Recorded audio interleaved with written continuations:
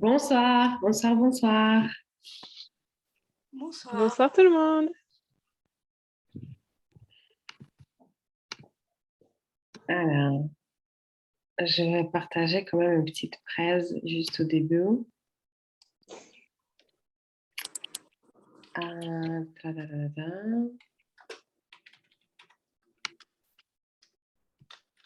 Bonsoir. Alors, on va attendre 5 petites minutes, même 4, pour atteindre les personnes qui sont un peu en retard. Mais déjà, merci beaucoup d'être là à l'heure. C'est top. Écran PowerPoint. Et je fais plein écran. Est-ce qu'on voit ma présentation? Oui, mais on la voit en mode présentateur. Donc on a tout là. Je sais, c'est parce que j'ai 2 écrans. Alors, je vais refaire. Ça doit être mieux. Ça, c'est mieux? Yes. Merci. Tac, tac. Bienvenue les filles. N'hésitez pas à couper vos micros. Comme ça, on n'entend pas les bruits derrière vous. Alors, il y a les filles qui arrivent. Tac, je désactive le son ici. Tac. Racontez-nous en attendant dans le chat comment est-ce que ça se passe pour vous le challenge. Est-ce que vous arrivez à écouter ou à regarder les vidéos? J'ai reçu plusieurs mails. Ah oui, d'ailleurs, je vois Kevin oui, qui m'a écrit aussi un mail. Il y a parfois les filles qui arrivent à regarder et disent voilà, je regarde tous les matins les vidéos, mais je n'ose pas partager. Il y a les filles qui me disent oui, qu'elles ont regardé la moitié des vidéos. Il y a les filles qui disent qu'elles regardent, elles lisent tous les messages. Donc, il y a toujours des niveaux différents de participation, ce qui est complètement normal hein, parce que faut déjà, comme je disais dans la première vidéo, avoir cette intention de prendre le temps pour soi, ce qui n'est pas du tout évident. Bonsoir les filles qui viennent de nous rejoindre. Tac, je vais juste désactiver les micros. Voilà. Il est encore, on va attendre encore 2 petites minutes. Alors, dans le chat, personne ne nous raconte comment ça se passe pour vous. Non, je suis trop frustrée. Vous avez aussi le droit de dire si ça vous a pas paru clair ou si voilà, ça vous a paru trop difficile ou j'en sais rien. Ça nous aidera aussi à nous améliorer. Complètement. Bon, Marine nous envoie un petit message, merci. Merci Marine. Merci.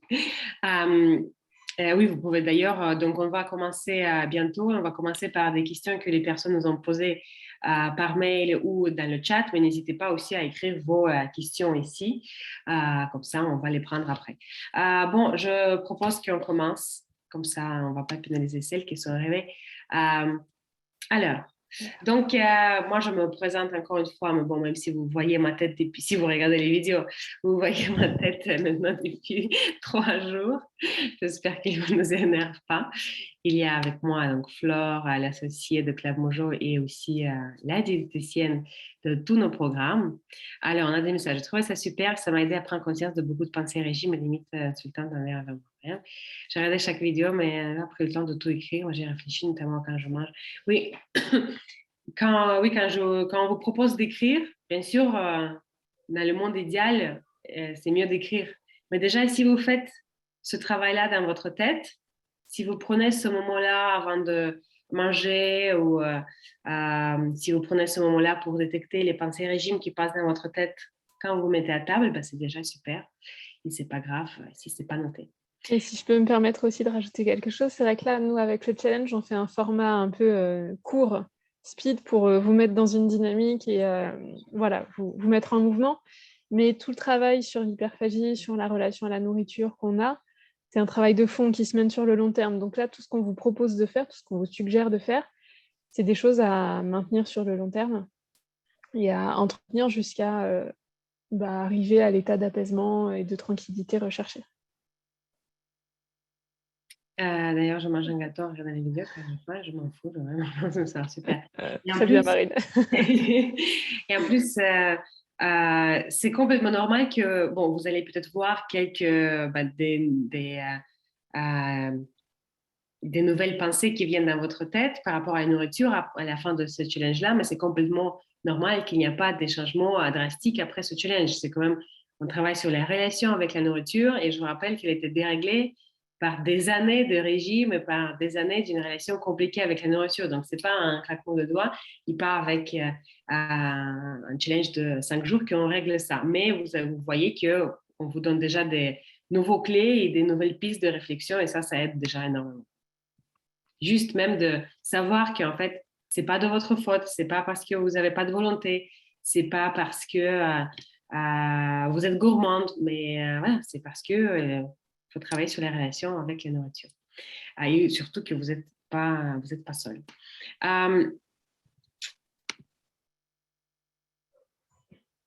Ça, on a fait. Donc, juste avant de commencer, quelques règles. Donc, ça va durer 1 heure. Et je rappelle toujours les règles de communication chez Club Mojo. C'est valable pour les webinaires, pour les sessions de live comme ça, pour les programmes et aussi pour notre communauté Instagram. Donc, c'est la bienveillance envers les autres et aussi envers vous-même, le respect de l'autre, le non-jugement et la confidentialité. Vous posez vos questions dans le chat. D'ailleurs, je me dis la bienveillance, en fait, dans nos programmes, les filles, ils arrivent très bien d'être bienveillantes envers les autres. Ils ont beaucoup plus de mal d'être bienveillantes envers elles-mêmes quand même. Ça, c'est super compliqué. Donc, comment ça va se passer? Donc, on va répondre aux questions qui ont été posées sur la chaîne et dans le formulaire. Et s'il nous reste un peu de temps, on va discuter un peu avec vous. Donc, n'hésitez pas encore une fois à écrire vos questions qui vont venir peut-être au fur et à mesure dans le chat. Donc aujourd'hui, qui va répondre à toutes vos questions? Ben, c'est la personne la mieux placée pour ça. Ben, c'est Flore, qui est la diététicienne qui ne va jamais vous dire de ce que vous pouvez manger et ce que vous ne pouvez pas manger. Il va vous dire vous pouvez manger de tout. Donc, elle est spécialisée dans les troubles de comportement alimentaire et formée par l'association Le Gros qui prend une approche anti-régime.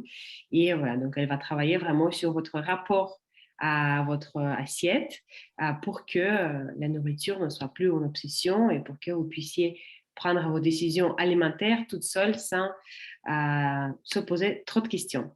J'arrête le partage. On passe tout de suite aux questions. Ça te va, Flore? Parfait. Alors, la première question, et oui, je m'excuse parce que je vais peut-être tousser quand je veux parler. Donc, la première question, c'est la question de Florence. Comment se sortir de l'hyperphagie?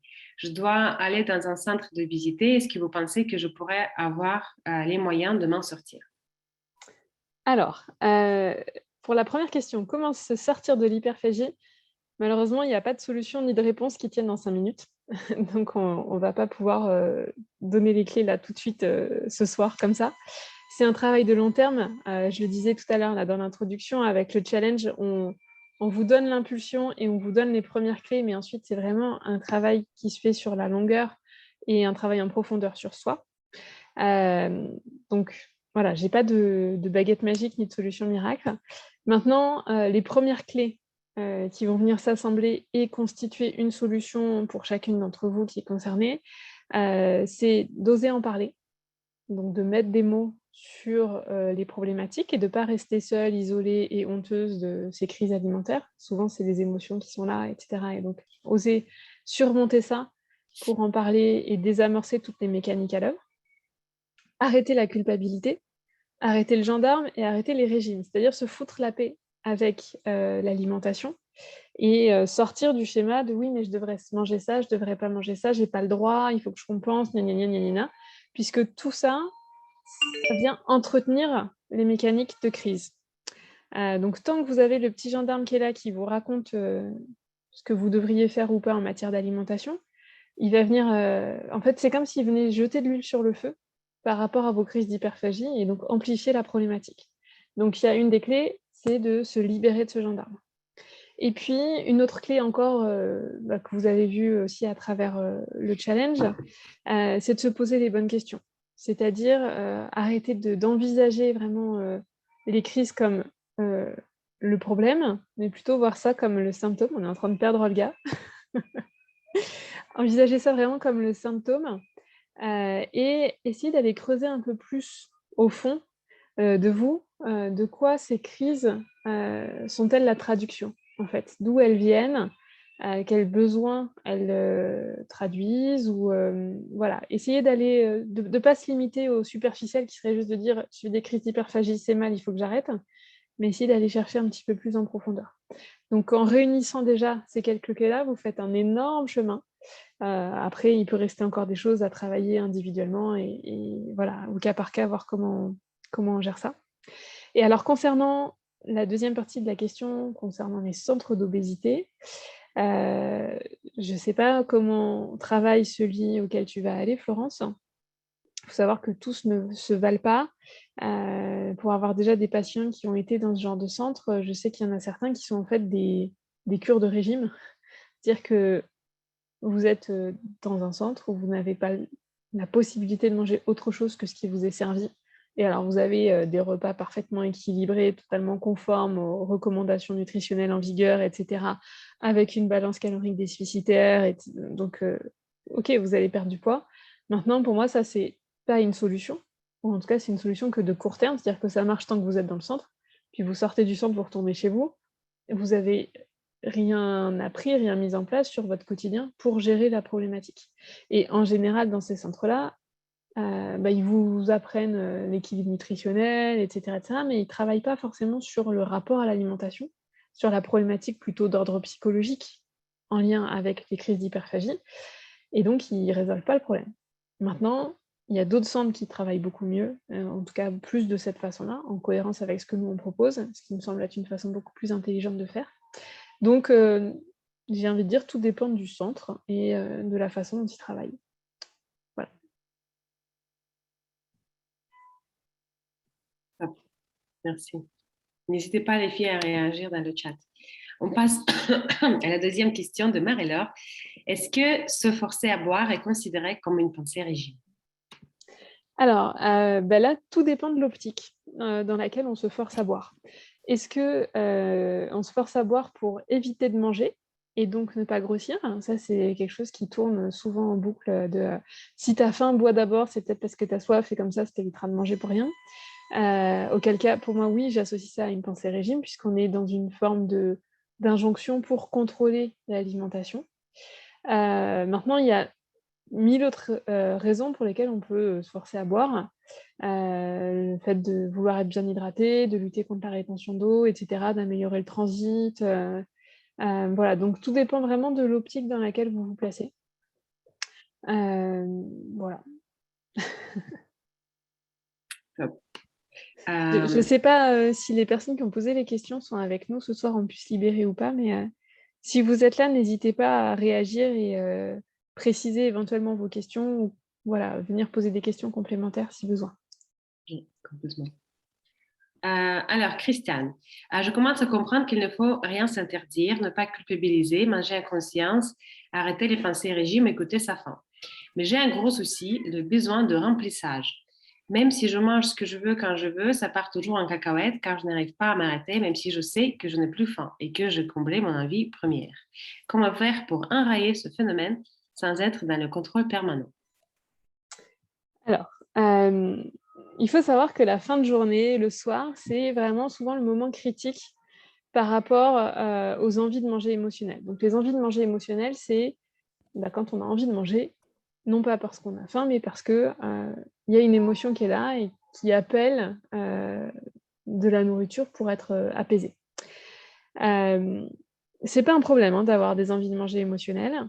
On en a toutes et tous, voilà. L'important, c'est qu'elles soient pas trop présentes, pas trop fréquemment présentes et puis surtout qu'elles ne dégénèrent pas en compulsion.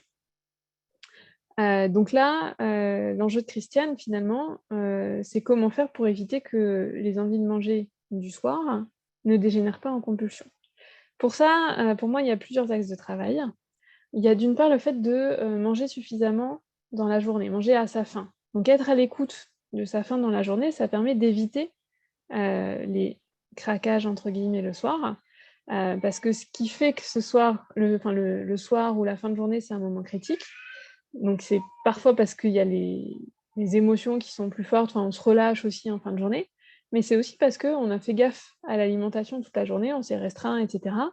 Et du coup, la faim s'est accumulée et donc on a vraiment envie de manger, fort le soir et donc c'est, le premier déclencheur de la prise alimentaire qui ensuite dégénère en compulsion.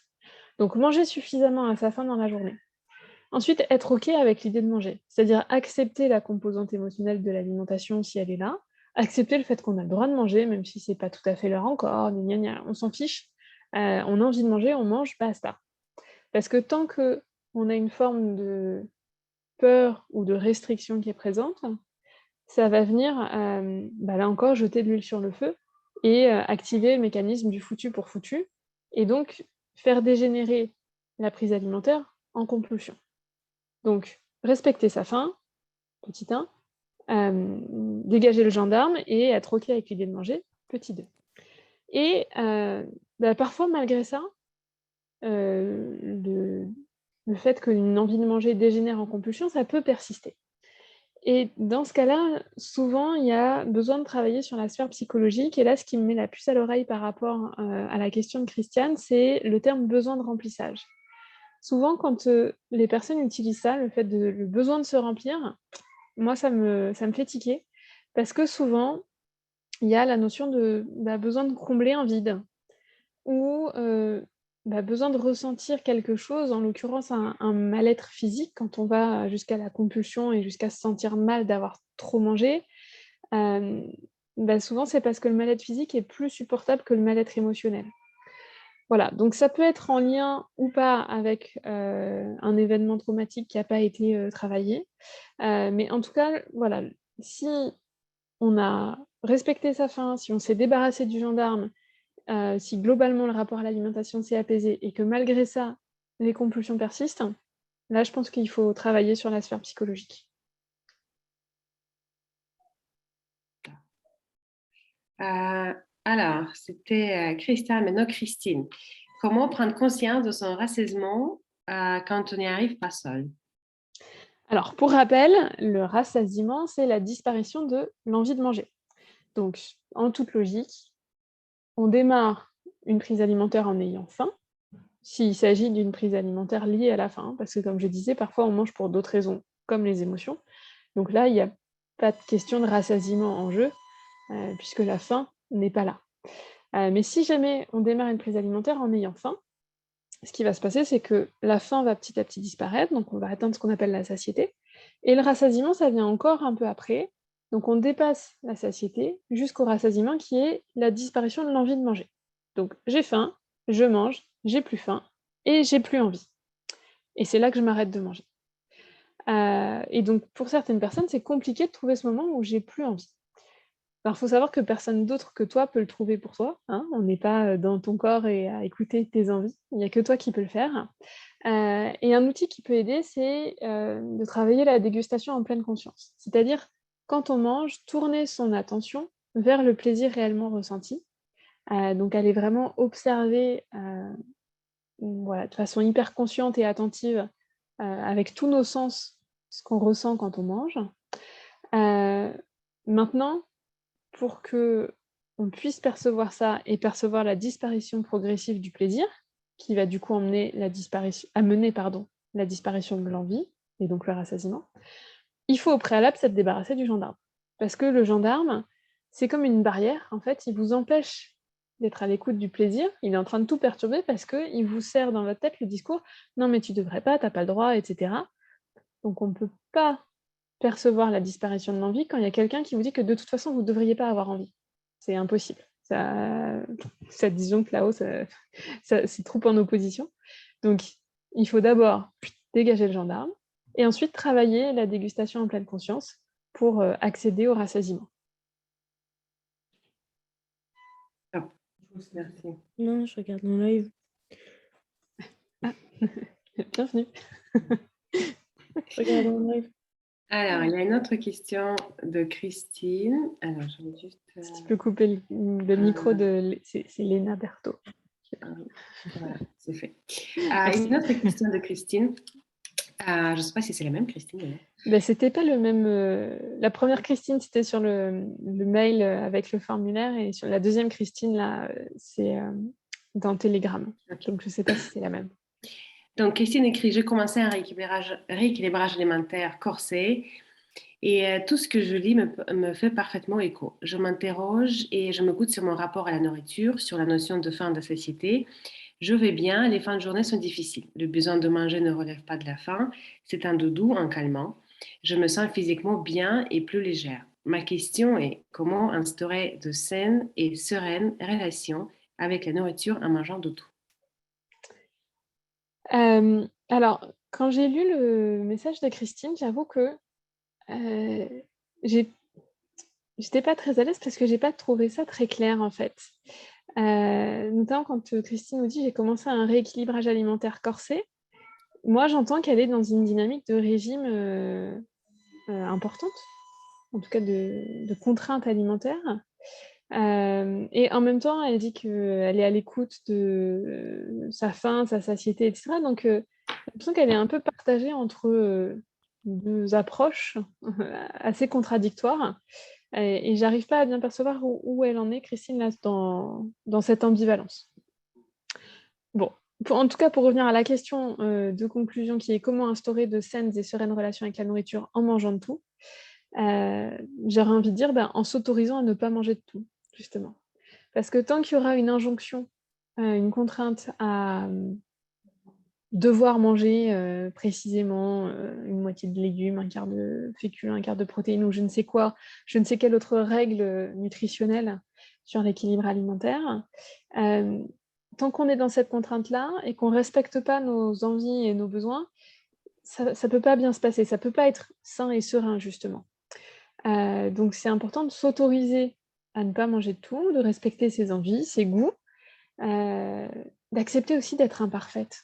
Ça, je pense que c'est vraiment une problématique qui revient tout le temps dans nos programmes, le perfectionnisme. J'avais envie de dire même le fucking perfectionnisme. Il nous pourrit la vie parce que quand on entend une règle ou une recommandation, on a tendance à vouloir la respecter, mais de façon absolue, quoi. Il faut manger 5 fruits et légumes par jour, mais ok, c'est 5 ou rien, quoi. Si c'est 4, c'est nul, alors que 5, c'est bon. Ce qui est absurde, si vous êtes à 4, vous avez fait 80% du travail, c'est déjà génial, c'est beaucoup mieux que 0. Mais notre cerveau humain, il raisonne bêtement en blanc ou noir, et, du coup, ça nous mène à des absurdités. Donc sortir de ce perfectionnisme-là, et accepter d'être imparfaite et aller vers du mieux, sans viser le mieux, mais aller vers du mieux, ça c'est une bonne démarche. Et donc, voilà, je ne sais pas ce qui pose problème à Christine sur le fait de tout manger, parce qu'il y a peut-être des aliments qu'elle n'aime pas, etc. Ben, elle a le droit de ne pas tout aimer. Et voilà, et je suis sûre qu'on peut trouver un mode d'alimentation équilibré et sain, c'est-à-dire qui respecte les principes de l'équilibre alimentaire, tout en étant dans une logique de respect de soi et de ses goûts et de ses envies, et sans pression sur l'alimentation. Alors forcément, tout ça, c'est beaucoup plus facile à faire si, dans notre enfance, on a eu une éducation au goût. C'est-à-dire qu'une personne qui a mangé toute son enfance des fast-foods, des produits ultra transformés et qui n'a pas vu un légume, pour elle, il y aura beaucoup plus de travail à faire pour aller vers une alimentation équilibrée. Le chemin sera sûrement plus long et plus difficile parce qu'il y aura tout ce travail d'acclimatation à une alimentation variée qu'elle n'a pas connue étant enfant. Mais à vrai dire, moi, j'en rencontre assez peu des personnes comme ça. En général, on a quand même souvent des bonnes bases alimentaires et c'est le trop de pression qui nuit, en fait, à ce bon équilibre. Voilà, donc pour moi, ce qui compte, c'est vraiment d'être dans un état d'esprit plutôt ouvert et curieux et respectueux de soi, plutôt que dans la contrainte ou la force je dois manger telle quantité de légumes, telle quantité de machin, etc. Voilà. Top. Je propose qu'on prenne la question de Célia qui t'est posée dans le chat. Et après, Léna, ce sera ta question. Donc, Célia, bonsoir. Comment faire quand on mange par plaisir, pas forcément par faim? Quand on reconnaît la faim comme la cécité ou le mange par gourmandise? Comment faire quand on mange par plaisir et pas forcément par faim? je sais pas, on mange par plaisir et puis on écoute son plaisir, puis quand on a plus de plaisir à manger, on arrête. Euh, je suis un peu prise au dépourvu parce que, en fait, pour moi, le plaisir est une motivation tout à fait légitime à manger. On a le droit de manger par plaisir, même si on n'a pas faim. Donc, autrement dit, la gourmandise n'est pas du tout un vilain défaut. On a le droit de manger par gourmandise, c'est OK. Et du coup, comment faire? Juste manger et faites-vous plaisir et concentrez-vous. J'ai envie de dire, ça revient un petit peu à une question qu'on a déjà évoquée, qui est celle de la dégustation en pleine conscience. Concentrez-vous sur la disparition progressive de ce plaisir, en fait. Parce que le défaut peut-être qu'il peut y avoir, c'est d'être dans une idée préconçue du plaisir. C'est-à-dire, tel plat, je sais que c'est trop bon. Mon cerveau me dit que c'est trop bon. Par exemple, des tartines de Nutella, c'est estampillé trop bon, ça a l'étiquette là, et c'est une évidence. Et donc, si j'en mange, ça va me faire plaisir. Et donc, cette idée-là, c'est comme une vérité absolue qui est dans votre tête, qui est inscrite là, c'est gravé dans le marbre. Et du coup, il n'y a aucune raison qu'une tartine au Nutella ne vous fasse pas plaisir. Donc, quand vous démarrez les tartines au Nutella, c'est hyper dur de vous arrêter parce que par principe, c'est bon, et donc c'est difficile de renoncer à quelque chose qui est bon. Moi, ça, c'est un schéma que j'aime bien déconstruire parce que c'est pas absolu qu'une tartine de Nutella soit bonne. Ça dépend du moment, ça dépend des personnes, ça dépend de votre envie du moment, ça dépend de plein de facteurs. Et si vous mangez plusieurs tartines au Nutella à la suite les unes des autres, très probablement que la 5e, elle sera vachement moins bonne que la première. Parce que la première, elle a ce côté waouh, trop cool, j'en profite. Et cet aspect-là, il s'estompe au fur et à mesure qu'on mange. Mais tant qu'on est rattaché à l'idée que tartine Nutella égale trop bon, on ne perçoit pas le fait que ça s'estompe. Et donc, on continue à manger alors que le plaisir, lui, en fait, il disparaît. Donc, simplement, si vous mangez par gourmandise, assumez-le, 100% d'accord, vous avez le droit. Gardez juste un œil tourné vers votre plaisir et sa disparition progressive, et c'est ça qui vous aidera à vous arrêter quand, en fait, au bout de ma 3e tartine de Nutella, c'est good. J'en ai plus envie. Voilà, j'ai plus de gourmandise pour ça, en tout cas à l'heure actuelle, et je m'arrête. Puis je reprendrai peut-être plus tard, une autre fois, c'est OK. Oui, peut-être aussi parfois, le sujet duquel je parlais dans la vidéo d'aujourd'hui, quand on diabolise trop l'aliment, bien sûr, après, on ne peut pas s'arrêter parce que Célia a dit, du coup, je me resserre trop. Et ouais. Effectivement, si Nutella, c'est quelque chose Et d'interdit. alors, trop pourquoi? Qui décide que c'est trop, en fait? Comme s'il y avait une norme. Alors, je vois que c'est une grosse question qui vient d'arriver. Ah, parce que je n'ai plus faim. OK, mais on a le droit de manger sans faim. D'ailleurs, si c'est de la gourmandise, il n'y a pas forcément de faim au départ. Donc, la question, c'est voilà, pourquoi qu'est-ce qui doit te décider de quand tu t'arrêtes si c'est pas la faim, le moteur initial? On revient à ce que je disais, en fait, c'est la disparition du plaisir. Donc parce que souvent, en fait, quand on est dans la logique de «je mange trop», ça veut dire qu'il y a un petit bout de gendarme résiduel qui est en train de te dire: «Mmh, 1 ou 2 tartines de Nutella, c'est tolérable, mais plus, c'est pas bien. Plus, tu bascules dans le trop». Sauf qu'en fait, lui, il se base pas sur votre ressenti, il se base pas sur vos sensations du moment, il est dans un préjugé, en fait. Alors, c'est pas le gendarme absolu qui interdit définitivement toute tartine au Nutella. C'est un gendarme qui se fait passer pour un peu plus cool. Allez, avec moi, c'est sympa, il y a une tolérance pour 2 tartines. Mais il a quand même mis une règle, c'est pas plus de 2 tartines. Et dès qu'on est dans cette logique-là, finalement, que la règle, elle soit à 0 ou à 2, qu'est-ce qu'elle engendre, cette règle? C'est une transgression, en fait. Tant qu'il y a de la règle, on va avoir ce besoin, c'est plus fort que nous, on va devoir transgresser et du coup se sentir mal, et à partir du moment où on a transgressé, continuer à dépasser en se disant foutu pour foutu.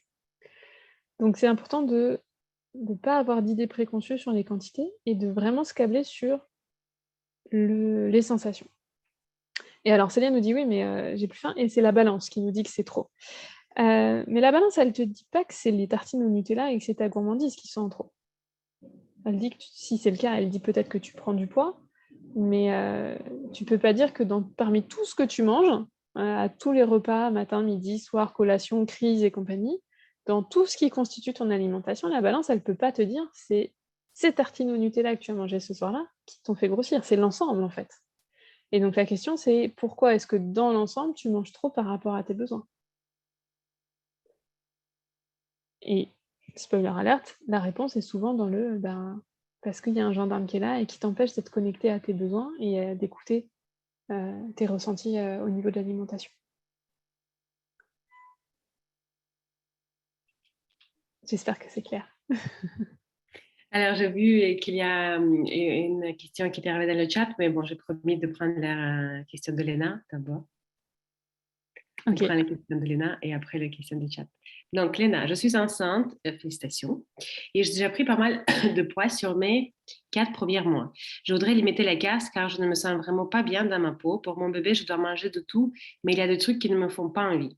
J'essaie depuis ces derniers jours d'être beaucoup plus à l'écoute de ma faim, de mes émotions, de manger des trucs qui vont me tenir plus longtemps dans le corps pour éviter cette sensation de fringale permanente, mais ce n'est pas toujours évident.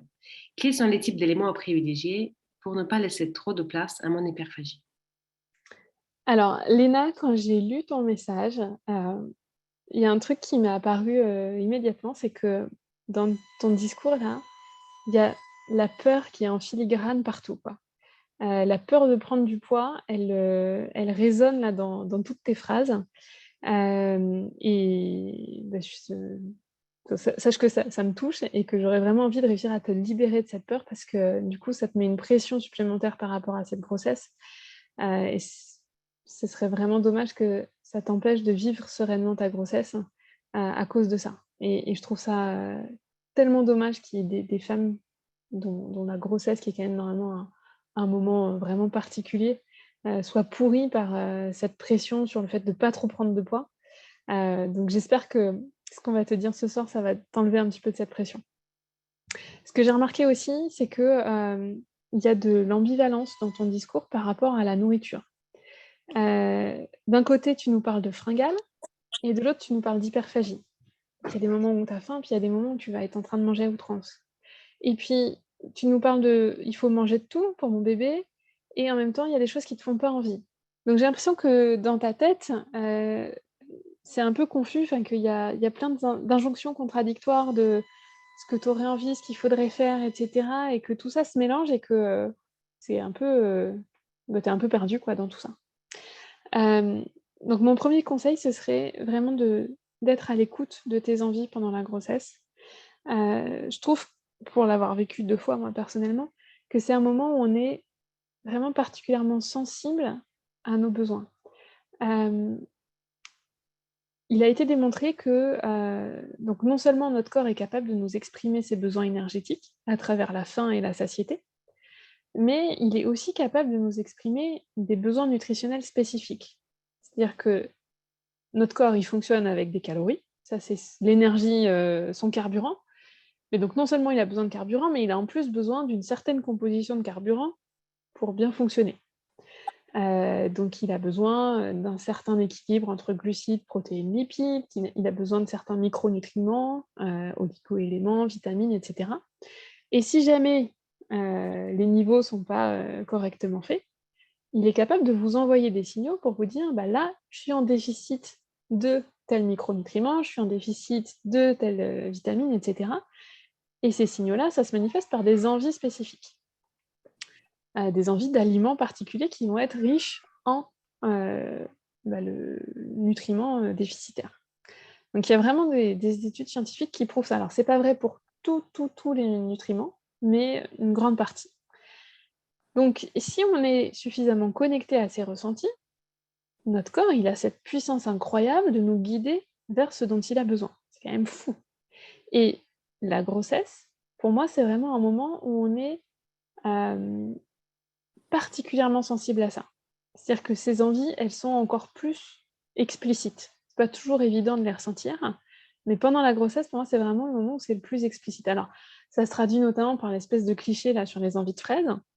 En réalité, je suis pas sûre que ce soit forcément les fraises. Moi, pour ma part, j'avais, envie de manger beaucoup de viande et de poisson. Je me suis des envies de protéines, pendant mes grossesses, en particulier au début. Après, c'était un peu passé. Mais il y a vraiment un sens derrière tout ça. Et c'est important de redonner du crédit à ça et à soi-même pour pas rester dans ce doute et dans ces injonctions qui viennent complètement nous perturber. Donc Léna, fais-toi confiance, écoute-toi, écoute tes envies parce qu'elles ont un fondement légitime. Voilà. Et donc pour revenir à ta question spécifique sur les aliments à privilégier pour ne pas laisser trop de place à l'hyperphagie, il n'y en a pas en fait. Il n'y a pas d'aliments à privilégier parce que c'est pas les aliments qui sont en cause, c'est pas ce que tu manges qui est en lien avec l'hyperphagie.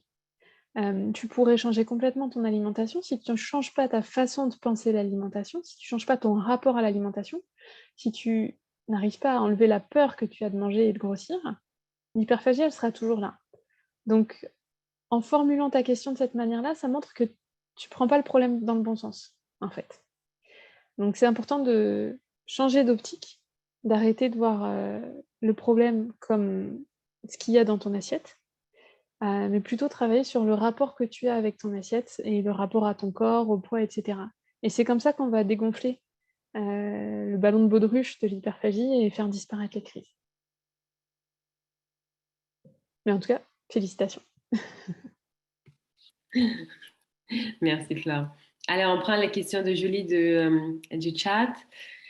Donc, je vois actuellement une diététicienne qui a pour objectif pour le moment de m'obliger à manger à chaque repas de manière consistante. Elle est très à l'écoute et pour elle, ça m'aidera à ne pas avoir des envies de compulsion, je fais de l'hyperphagie, de fin de journée, comme vous l'expliquez à un début du live. Mais du coup, je me retrouve en contradiction. Est-ce que je suis son plan d'action ou est-ce que je suis votre conseil de manger uniquement quand j'ai faim? Par exemple, le matin, je n'ai jamais très faim, mais elle me conseille de quand même prendre un petit déj équilibré et copieux afin d'être sûre de ne pas avoir faim trop tôt après.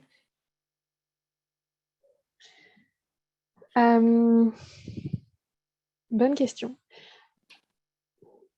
Vu ce que tu dis d'elle, j'ai envie de lui faire confiance, puisque ça n'a pas l'air d'être une diététicienne qui est dans la restriction, etc. Moi,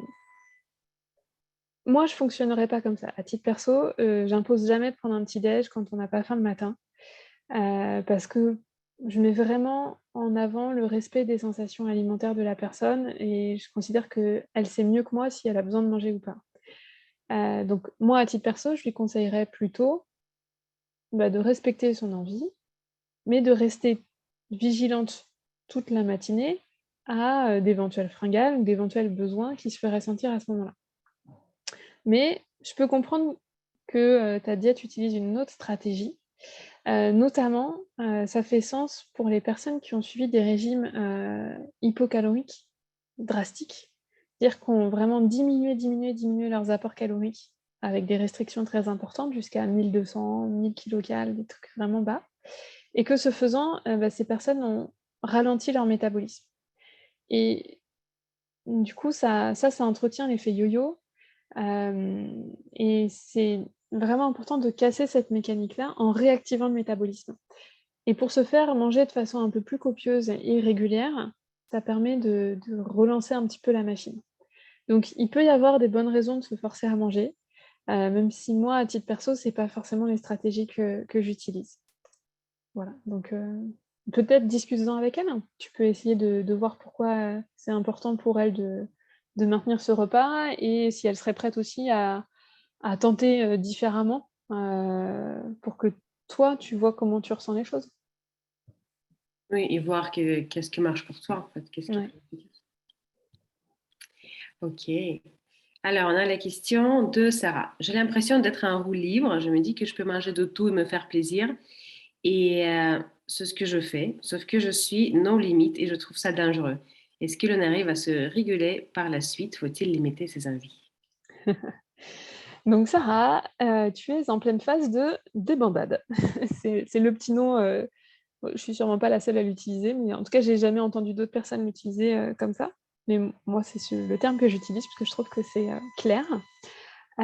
Donc souvent, quand on sort d'une période de régime pour aller vers l'alimentation intuitive, au moment où on fait sauter le gendarme et où on comprend qu'on a le droit de manger de tout, on peut passer par cette phase-là en mode yalla, j'ai le droit à tout, j'en profite et pump it up, c'est la fête et je mange, je mange, je mange. Sans limite, tu vois, comme tu dis, nos limites. C'est quelque chose qui est normal, c'est pas systématique, hein, tout le monde passe pas par cette phase-là, mais ça peut arriver et c'est normal. C'est un peu comme si, après avoir mis trop de pression pendant trop longtemps, le seul moyen de sortir de cette contrainte-là, c'était de lâcher la pression, mais en évacuant, vraiment d'un coup. Ça rentre dans l'ordre, en fait, tout seul, ensuite. Il y avait une collègue, que j'aime beaucoup sur Instagram qui s'appelle Zoé Desbouilles, qui avait fait un post là-dessus sur les pains au chocolat. Je vous invite à aller le rechercher éventuellement, où elle expliquait, justement très bien ça, que, après, sa libération, par l'alimentation intuitive, en fait, le pain au chocolat qui était un peu l'aliment tabou par excellence, pour elle, c'était devenu, la débandade, quoi. Elle mangeait des pains au chocolat à outrance et puis ensuite, elle est arrivée à l'état de neutralité. C'est-à-dire qu'en fait, à partir du moment où notre corps et notre cerveau ont vraiment intégré l'idée que c'est OK, en fait, on a le droit de manger de tout, mais c'est pour tout le temps, c'est pour toute la vie. C'est pas une autorisation, limitée dans le temps, ce qui fait que du coup, on en profite à fond parce qu'après on va revenir à un énième régime, non.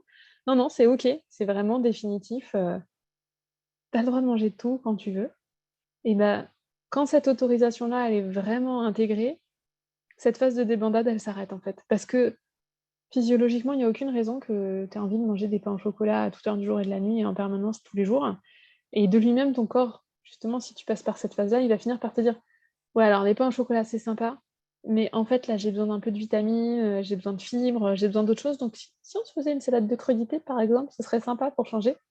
Et tes envies, naturellement, en fait, vont revenir à quelque chose de beaucoup plus équilibré.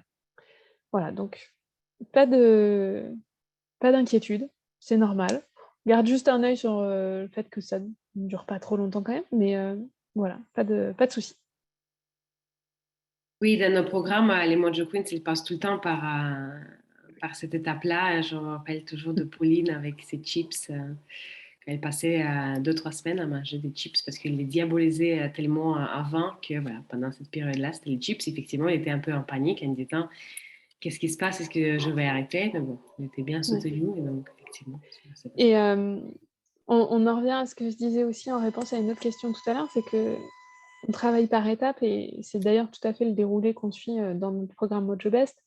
C'est important de travailler sur le gendarme et une fois qu'on est libéré du gendarme, d'aller travailler sur la perception du plaisir et la dégustation en pleine conscience. Et souvent, c'est à ce moment-là que, la phase de débandade, elle finit complètement parce qu'on prend conscience du fait que, ouais, OK, un pain au chocolat, c'est sympa de temps en temps, mais tous les jours, en fait, pas envie, quoi. Et finalement, pas forcément si bon que ça, et du coup, on va peut-être plus manger que le pain au chocolat de la meilleure boulangerie du coin où on sait que là, c'est vraiment un véritable kiff, mais les autres, ceux qu'on achète, chez des boulangeries, bas de gamme, non, ça, on fait l'impasse dessus, tu vois? Et tout ça, ça se met en place, progressivement. Voilà. Il y a une question, c'est quoi pas trop longtemps pendant la phase de débandade? Hem, je ne sais pas. Ça dépend de chaque cas aussi, hein. C'est ça. En fait, si jamais je dis une durée là, j'ai peur que si tu dépasses la durée de un jour, ça réactive ton gendarme en mode: «Oh là là, mais chez moi, c'est pas normal, j'ai dépassé la durée, normale d'une phase de débandade et donc du coup, mayday, mayday, je repars dans le contrôle». Donc plus qu'une durée, peut-être l'impact sur la balance qui va être, à suivre, tu vois? Et en même temps, quand je dis ça, j'ai peur que ça réactive la pression sur le poids alors qu'on essaie justement de s'en détacher. Fais-toi confiance en fait, c'est peut-être le mieux. Mais en fait, tu sais aussi, quand je parle avec les filles qui font nos programmes, qui sont dans cette phase de débandade et qui m'écrivent les messages, Olga, j'ai un peu peur. En fait, c'est comme dit Fleur, effectivement, il faut y aller par étapes. Et donc, il y a un suivi comme dans nos programmes. Donc, il y a un programme construit, il y a une suite logique. Et c'est pas juste de manger de tout. C'est manger de tout, effectivement, comme Fleur dit, sans culpabilité, sans gendarme. Et c'est sur ça qu'on travaille en même temps, en fait.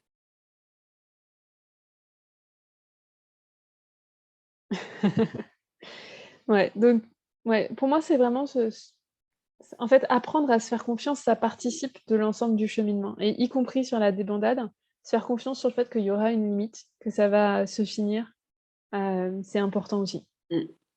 Ouais. Ok, on passe à la question de Fiona, la dernière question qu'on a.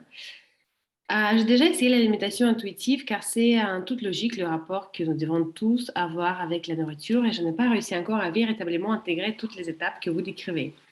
J'oscille entre pleine conscience, lâcher prise, mais la culpabilité est tenace puisque c'est un conditionnement très ancien qui nous a construit. J'ai fini par grossir et me sentir très mal du coup.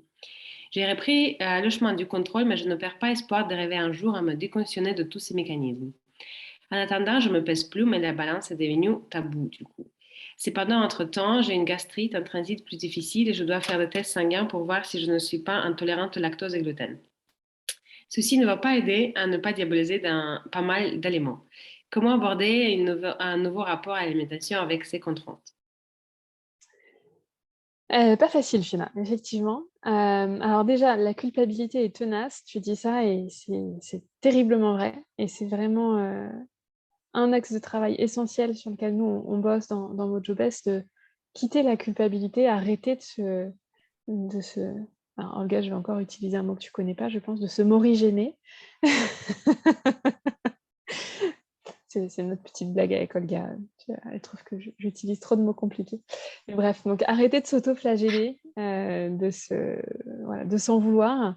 La culpabilité, elle fait qu'entraîner des cercles vicieux qui vous enferment dans les fonctionnements actuels. Donc c'est hyper important de réussir à déconstruire ça. Après, il y a un truc qui m'interpelle, tu dis que j'ai fini par grossir comme si c'était inéluctable et moi ça me pose question en fait. Tu es pas censé grossir avec la mise en place de l'alimentation intuitive. Alors, peut-être juste de façon très ponctuelle au moment de l'éventuelle phase de débandade, et encore. Mais normalement, ça ne dure pas et l'alimentation intuitive, au pire, elle te maintient ton poids, au mieux, elle te fait descendre jusqu'à ton poids de forme. Alors, sauf si tu démarres l'alimentation intuitive en phase de quand tu sors d'un régime drastique et que ce régime t'a amené à un poids trop bas par rapport à ta physiologie, donc en dessous de ton poids de forme.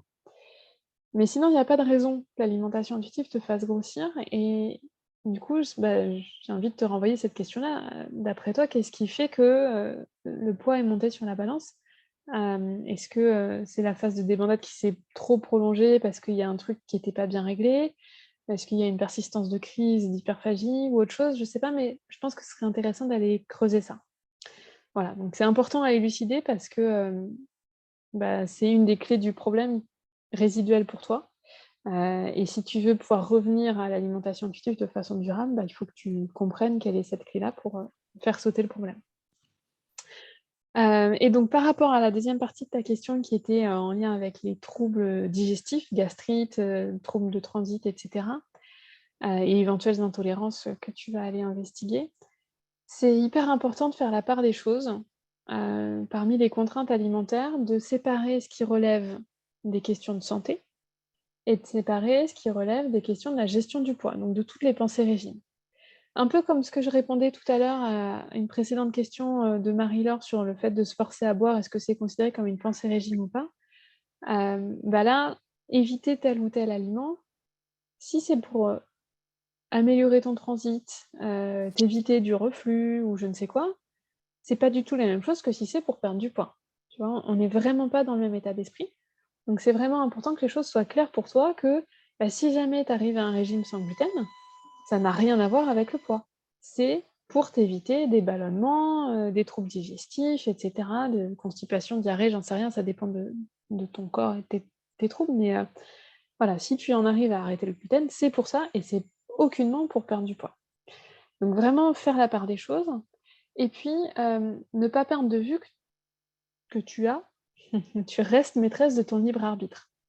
C'est-à-dire que si tu dois modifier ton alimentation par rapport à ces troubles, gastrite, intolérance et autres, heu, c'est quand même toi qui décides en fait de ce que tu manges et parfois, tu as le droit de choisir de te faire plaisir avec un aliment, pseudo interdit par rapport à tes troubles. mais parce que pour toi, le plaisir sur le moment l'emporte sur la douleur que ça va causer après d'avoir mangé cet aliment-là. Finalement, c'est toi qui vis tout, c'est toi qui vis le plaisir, c'est toi qui vis la douleur, et il y a personne qui va dire: «Non, tu as pas le droit de manger ça». C c'est toi qui décides, et donc cette balance, avantage-inconvénient, heu, c'est toi qui vas trouver, où se situe son équilibre, en fait. Dans quel moment je fais des évictions? Est-ce qu'au quotidien, j'arrête de manger tel et tel aliment? Est-ce que ça me coûte de le faire? Combien ça me coûte de le faire? Versus quel avantage? Qu'est-ce que ça m'apporte?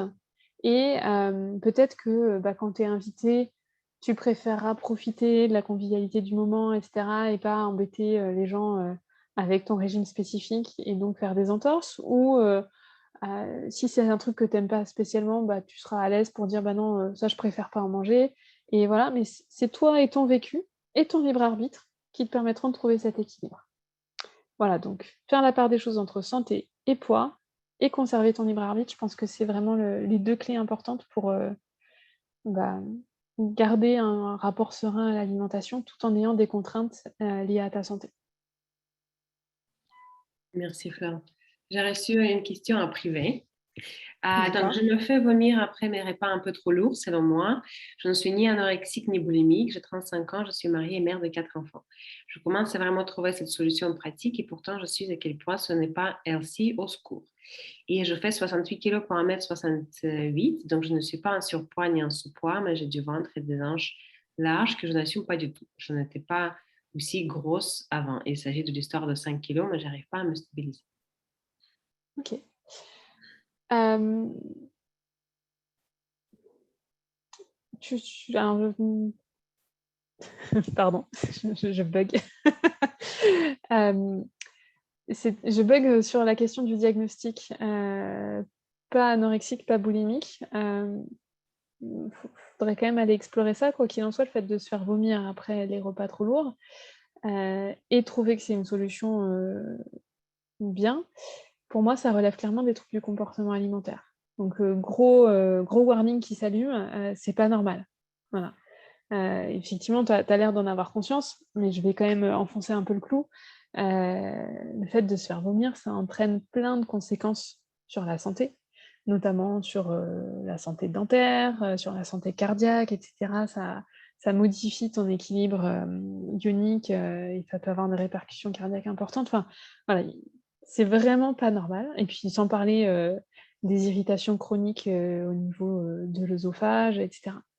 Donc c'est vraiment, vraiment, vraiment pas une bonne solution de faire ça, et c'est hyper important de désamorcer, ce comportement-là, le plus vite possible pour pas le laisser s'installer dans la durée.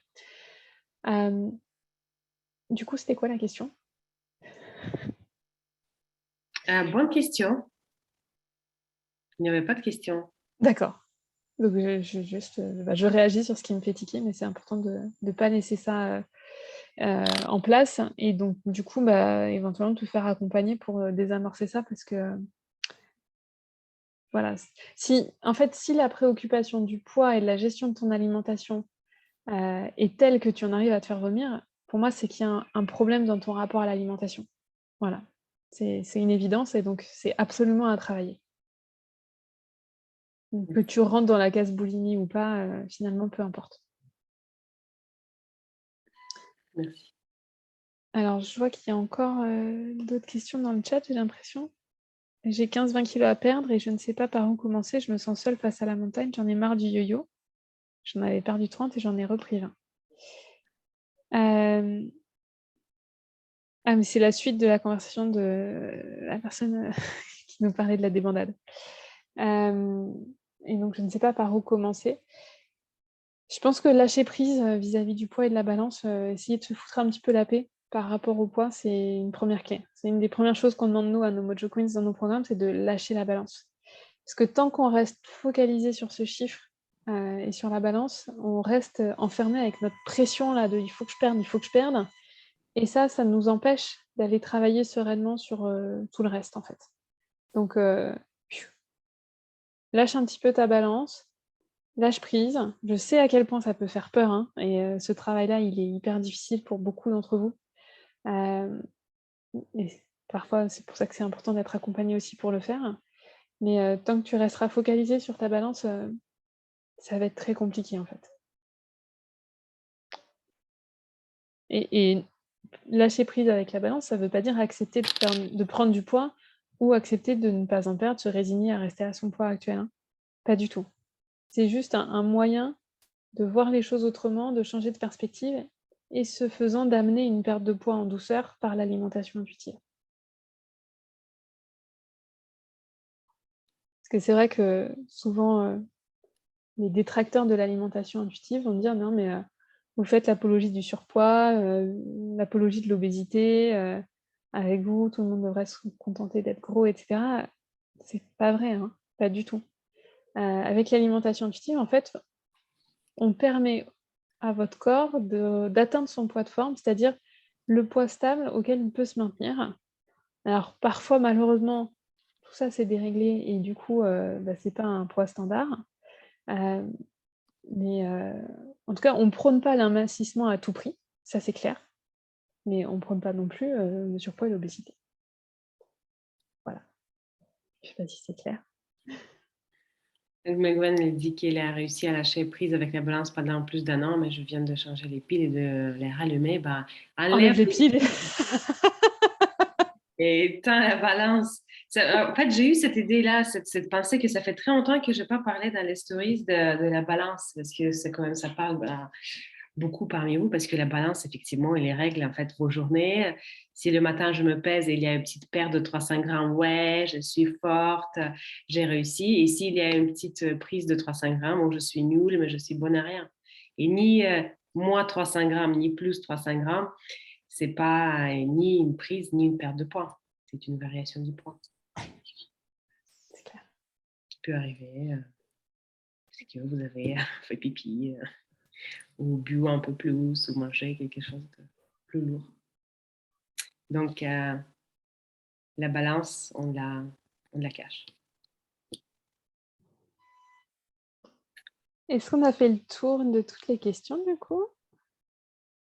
Je crois. Super. Si jamais on vous a oublié, La faites-nous personne qui signe. m'a écrit la question en privé, elle dit merci. Avec plaisir. Et avec plaisir, Célia.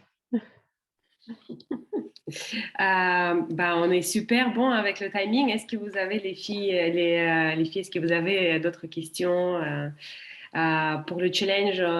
Il y a encore un exercice qui va arriver demain matin. On va vous inviter aussi à nous rejoindre pour un webinaire. On va organiser un webinaire sur l'alimentation intuitive et comment ça peut nous aider à apaiser les relations avec la nourriture et apaiser les crises d'hyperphagie. Donc, ça sera le 8 juin. Je vais vous envoyer le lien. Je vais vous envoyer plein d'autres choses dans la chaîne. Et n'hésitez pas, si vous avez des questions, à nous solliciter. Mais en tout cas, bravo. Merci beaucoup d'être présente ici. Merci pour vos questions et bravo pour le travail que vous venez de commencer. Et pour celles qui ne nous suivraient pas déjà sur Instagram, n'hésitez pas à vous abonner puisque il y a plein de piqûres de rappel. Si vous regardez les stories d'Olga, ça fait du bien voilà, de réentendre les choses régulièrement. Complètement. Merci pour cette petite pub. Merci beaucoup, Flore, pour toutes les réponses. Avec grand plaisir. Et on se retrouve très vite dans la chaîne de Challenge. Et je vous souhaite une belle soirée. À bientôt. Bonne soirée à toutes. Bye. Bonne soirée. Bye. Merci, Marine.